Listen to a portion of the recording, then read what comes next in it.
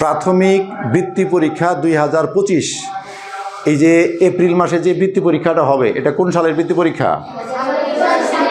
2025 সালের বৃত্তি পরীক্ষা, কিন্তু হচ্ছে 26-এ। কয় সালের বৃত্তি পরীক্ষা? 2025। এই বৃত্তি পরীক্ষার লক্ষ্য কি? বৃত্তি পরীক্ষার লক্ষ্য হচ্ছে শিক্ষার্থীর মেধার বিকাশ, স্বীকৃতি এবং সংশ্লিষ্ট বিদ্যালয়কে অনুপ্রেরণা, উৎসাহ ও উদ্দীপনা যোগানোর মাধ্যমে মানসম্মত প্রাথমিক শিক্ষার সফল বাস্তবায়ন। এটা হচ্ছে প্রাথমিক বৃত্তি পরীক্ষার নীতিমালা 2025-এর, এটা হলো লক্ষ্য। উদ্দেশ্য হচ্ছে দুইটা: শিক্ষার্থীদের মেধার স্বীকৃতি প্রদান করা। এখন তুমি মেধাবী, এটা যদি আমি তোমাকে একটা পুরস্কার দিয়ে স্বীকৃতি দিই যে তুমি এই পুরস্কারটা পাইছো তোমার মেধার কারণে, তাহলে মেধার একটা স্বীকৃতি দেওয়া হলো না? মেধার স্বীকৃতি দিলে কি হবে? শিক্ষার্থীরা আরও উৎসাহিত হবে। 2 নম্বর উদ্দেশ্য হচ্ছে শিক্ষার্থীদের মেধার বিকাশ ও পৃষ্ঠপোষকতা প্রদানের মাধ্যমে মানসম্মত প্রাথমিক শিক্ষা বাস্তবায়নের পথ সুগম করা।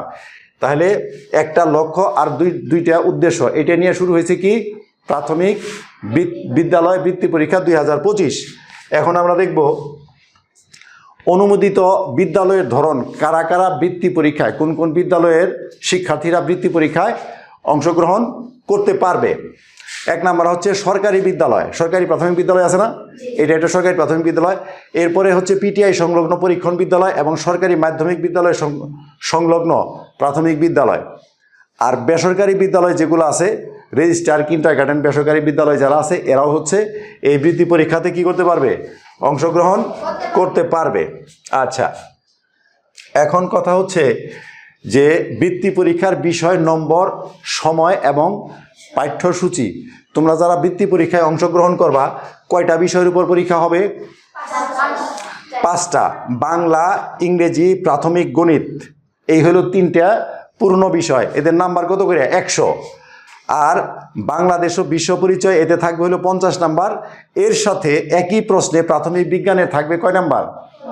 50 নাম্বার। তাইলে বাংলাদেশ ও বিশ্ব পরিচয় এবং প্রাথমিক বিজ্ঞান দুইটা মিলে কত? 100। আর বাংলা, ইংরেজি, গণিত এগুলো হলো 100 করে। তাহলে এই হলো মোট 400 নাম্বারের বৃত্তি পরীক্ষা। কত নাম্বারের? 400। আচ্ছা, এই বৃত্তি পরীক্ষা দেওয়ার জন্য সময় বরাদ্দ হইল 2 ঘন্টা 30 মিনিট। কতক্ষণ সময়? 2 ঘন্টা 30 মিনিট। প্রতি বিষয়ের জন্য 2 ঘন্টা 30 মিনিট। কিন্তু একটা ব্যতিক্রম আছে, সেটা হলো বিশেষ চাহিদা সম্পন্ন শিক্ষার্থী আছে না, যারা কানে একটু কম শুনে, লেখা স্লো, আমরা যাদেরকে বিশেষ চাহিদা সম্পন্ন শিক্ষার্থী বলি, এরা যদি কেউ বৃত্তি পরীক্ষায় অংশগ্রহণ করে, সেক্ষেত্রে তার জন্য অতিরিক্ত 30 মিনিট সময় বরাদ্দ থাকবে। কতক্ষণ সময় বরাদ্দ থাকবে? 30 মিনিট। এটা হলো স্বাভাবিক শিক্ষার্থীদের জন্য না, এটা হলো যারা বিশেষ চাহিদা সম্পন্ন শিক্ষার্থী, শুধুমাত্র তাদের জন্যে। আচ্ছা, এখন দেখো এখানে আরও কিছু কথা আছে। বৃত্তি পরীক্ষাটা যে হবে, জাতীয় শিক্ষাক্রম ও পাঠ্যপুস্তক বোর্ড এনসিটিবি কর্তৃক প্রণীত 5ম শ্রেণীর পাঠ্যপুস্তক এবং প্রাথমিক ও গণশিক্ষা মন্ত্রণালয় কর্তৃক অনুমোদিত প্রশ্ন কাঠামো অনুসারে প্রাথমিক বৃত্তি পরীক্ষা অনুষ্ঠিত হবে। এখন তোমরা বৃত্তি পরীক্ষায় অংশগ্রহণ করবা। কোন পরীক্ষায়? বৃত্তি পরীক্ষায়। এটা কোন বইয়ের উপরে হবে? তোমাদের যেই বইটা পাঠ্য আছে, এনসিটিবি কর্তৃক যেই বইটা তৈরি করা, এবং বৃত্তি পরীক্ষার একটা প্রশ্ন থাকবে। এই প্রশ্নটা হচ্ছে প্রাথমিক ও গণশিক্ষা মন্ত্রণালয় কর্তৃক অনুমোদিত। যেই প্রশ্নের কাঠামো অলরেডি তোমাদের আগেই দেওয়া আছে, ওই কাঠামো অনুযায়ী প্রশ্ন তৈরি করা। বৃত্তি পাওয়ার জন্য প্রতি বিষয়ে ন্যূনতম কত নাম্বার পাইতে হবে? 40। 40-এর কম নাম্বার যদি কেউ পায়, 39, সে বৃত্তির জন্য বিবেচিত হবে না। তাহলে বৃত্তির পাওয়ার জন্য বিবেচিত হইতে ন্যূনতম কত নম্বর লাগবে? 40 প্রতি বিষয়ে। সর্বোচ্চ নম্বরের ভিত্তিতে শিক্ষার্থীদের কোটা ভিত্তিক বৃত্তি প্রদান করা হবে। ধরো তুমি 40 পাইছো, আরেকজন পাইছে 80, তাহলে বৃত্তিটা কে পাবে? 80। এখন 40-এর নিচে যে পাবে সে বৃত্তি পাওয়ার জন্য বিবেচিত হবে না। স্টিয়ারিং কমিটি পরীক্ষার বিষয়ের নম্বর প্রয়োজনে এটা পরিবর্তন করতে পারবে। যাই হোক, এখন তোমাদের পরিবর্তন হওয়ার সম্ভাবনা খুবই কম। বৃত্তির কোটা, কয় ধরনের কোটায় বৃত্তি দেওয়া হবে? 2 ধরনের কোটায়। একটা হচ্ছে ট্যালেন্ট পুল বৃত্তি, আর একটা হচ্ছে সাধারণ বৃত্তি। ট্যালেন্ট পুল মানে কি? একটা উপজেলার মধ্যে যারা সর্বোচ্চ নাম্বার পাবে তারা পাবে হচ্ছে ট্যালেন্ট পুল বৃত্তি, আর সর্বোচ্চ নাম্বার ট্যালেন্ট পুলের পরে যারা আছে এরা পাবে হচ্ছে সাধারণ কোটায় বৃত্তি। সব ধরনের বৃত্তির জন্য 50% ছাত্রদের এবং 50% ছাত্রীদের জন্য নির্ধারণ থাকবে। অর্থাৎ অর্ধেক বৃত্তি দেওয়া হবে ছেলেদেরকে, আর অর্ধেক বৃত্তি দেওয়া হবে ছেলে মেয়ে সমানভাবে পাবে। এখন এই নীতিমালার ভিত্তিতেই তোমাদের বৃত্তিটা প্রদান করা হবে। এরপরে যাবে হলো ট্যালেন্ট পুলের বৃত্তিটা কিভাবে হবে?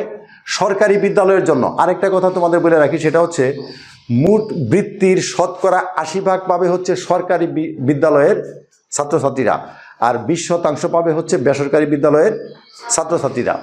ট্যালেন্ট পুলে বৃত্তিটা কিভাবে নির্ধারণ করা হবে? ট্যালেন্ট পুলে সরকারি বিদ্যালয়ের জন্য উপজেলা বা থানায় ট্যালেন্ট পুলে বৃত্তির সংখ্যা, একটা উপজেলায় বা থানায় কতজন শিক্ষার্থী ট্যালেন্ট পুলে বৃত্তি পাবে, এই হিসাবটা কিভাবে হবে?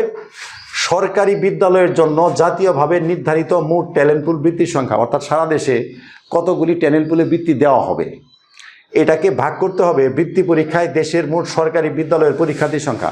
সারা দেশে সরকারি বিদ্যালয়ে কতজন পরীক্ষার্থী বৃত্তি পরীক্ষায় অংশগ্রহণ করতে হবে, এটার সাথে এটা ভাগ করার পরে গুণ করতে হবে কি দিয়া?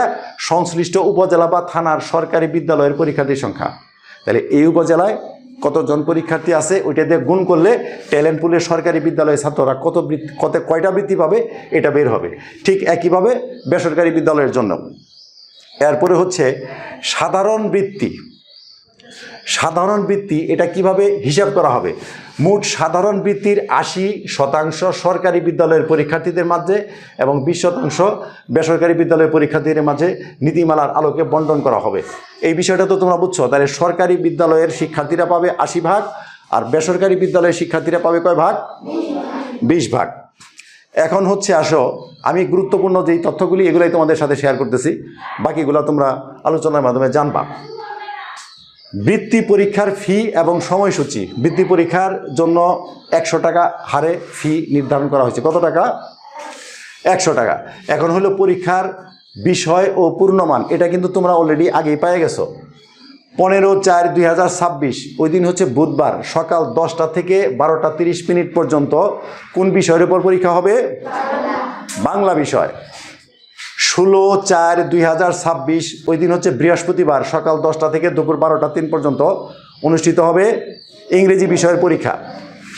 17/4/2026 শুক্রবার, এবার একটু ব্যতিক্রম, শুক্রবারেও তোমাদের বৃত্তি পরীক্ষা অনুষ্ঠিত হবে। শুক্রবার সকাল 10টা থেকে 12:30 পর্যন্ত কোন সাবজেক্টে পরীক্ষা হবে? প্রাথমিক গণিত। এরপর হচ্ছে 18/4/2026 শনিবার, সকাল 10টা থেকে 12:30 পর্যন্ত ওই যে দুইটা সাবজেক্ট মিলে একটা না, বাংলাদেশ ও বিশ্ব পরিচয় এবং প্রাথমিক বিজ্ঞান 50-50 করে 100 নম্বরের। বুঝছো বিষয়টা? আচ্ছা, এখন বৃত্তির সংখ্যা ও আর্থিক সুবিধার পরিমাণ। সারা বাংলাদেশে মোট বৃত্তি পাবে 42,500 জন শিক্ষার্থী। কতজন? 42,500। এর মধ্যে ট্যালেন্ট পুলে পাবে 33,000 শিক্ষার্থী এবং সাধারণ বৃত্তি পাবে 49,500 শিক্ষার্থী। কোথায় এটা? সারা বাংলাদেশে।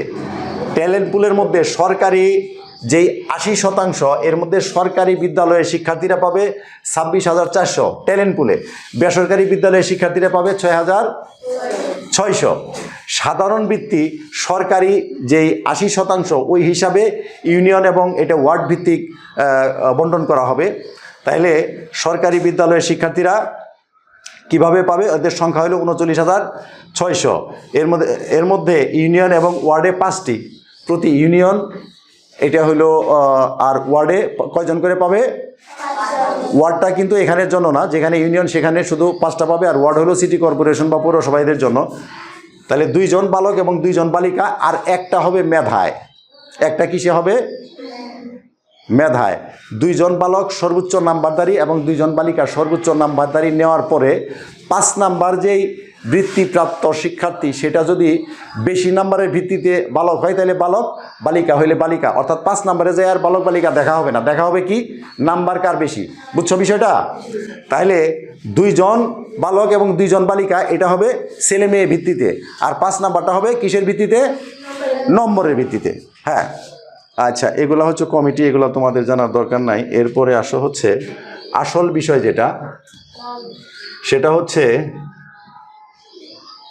এটা তো আমরা দেখছি না, আমরা যাব হচ্ছে এখন তোমাদের জন্য বৃত্তি পরীক্ষার্থীদের জন্য কিছু গুরুত্বপূর্ণ করণীয় আছে এখানে। গুরুত্বপূর্ণ কিছু নির্দেশনা কাদের জন্য? যারা বৃত্তি পরীক্ষায় অংশগ্রহণ করবে, বৃত্তি পরীক্ষার্থীদের জন্য। বুঝতে পারতেছো? আমি এগুলো তোমাদের পড়ে শোনাচ্ছি। 1 নম্বর, পরীক্ষার্থীকে প্রবেশপত্র সহ নির্ধারিত সময়ের মধ্যে পরীক্ষার হলে উপস্থিত হতে হবে। প্রবেশপত্র ছাড়া কেউ পরীক্ষায় অংশগ্রহণ করতে পারবে না। তাহলে তুমি পরীক্ষার হলে যাওয়ার আগে নিশ্চিত হইতে হবে যে তোমার কাছে প্রবেশপত্রটা আছে কিনা, দেখতে হবে যে প্রবেশপত্র আছে কিনা। তাহলে প্রবেশপত্র ছাড়া কিন্তু কেউ পরীক্ষায় অংশগ্রহণ করতে পারবে না। আচ্ছা, পরীক্ষার হলে প্রবেশপত্র ছাড়া অন্য কোনো অনুমোদিত কাগজপত্র, ক্যালকুলেটর, মোবাইল ফোন বা অন্য কোনো ইলেকট্রনিক ডিভাইস সঙ্গে আনা যাবে না। তাহলে প্রবেশপত্র ছাড়া মোবাইল, ঘড়ি, ক্যালকুলেটর এসব নেওয়া যাবে? নেওয়া যাবে না। উত্তরপত্রে কভার পৃষ্ঠা, ওএমআর শিট এর নির্ধারিত স্থানে নাম, বিষয়কোড, রোল নম্বর ছাড়া কোনো কিছু লেখা যাবে না। ওএমআর শিটটা কীভাবে পূরণ করতে হবে? তোমরা তো এই পর্যন্ত ওএমআর শিট দেখো নাই। ওএমআর শিটটা দেখতে কীরকম, কীভাবে পূরণ করতে হয় আমি তোমাদেরকে আজকে বিস্তারিত দেখাবো। উত্তরপত্রের ভিতরে বা বাইরে পরীক্ষার্থীর নাম, ঠিকানা, রোল নম্বর, কোনো সাংকেতিক চিহ্ন, প্রয়োজনীয়, অপ্রয়োজনীয় বা আপত্তিকর কোনো কিছু লেখা যাবে না।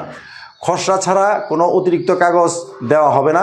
প্রদত্ত উত্তরপত্রে খসড়ার কাজ শেষ করতে হবে এবং তারপরে যথাযথভাবে কেটে দিতে হবে। খসড়া মানে ধরো তুমি গণিত পরীক্ষায় রাফ করবা, তাইলে একটা ওই উত্তরপত্রের মধ্যে একটা নির্ধারিত স্থানে রাফ লেখা, ওইখানে হিসাব টিসাব খসড়া করার পরে এটা লাস্টে কী করতে হবে?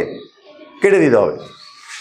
আচ্ছা, পরীক্ষা শেষ হওয়ার পর আরেকটা কথা, উত্তরপত্র বিতরণের পর 1 ঘন্টা অতিবাহিত না হওয়া পর্যন্ত কোনো পরীক্ষার্থী পরীক্ষার হলের বাইরে যেতে পারবে না।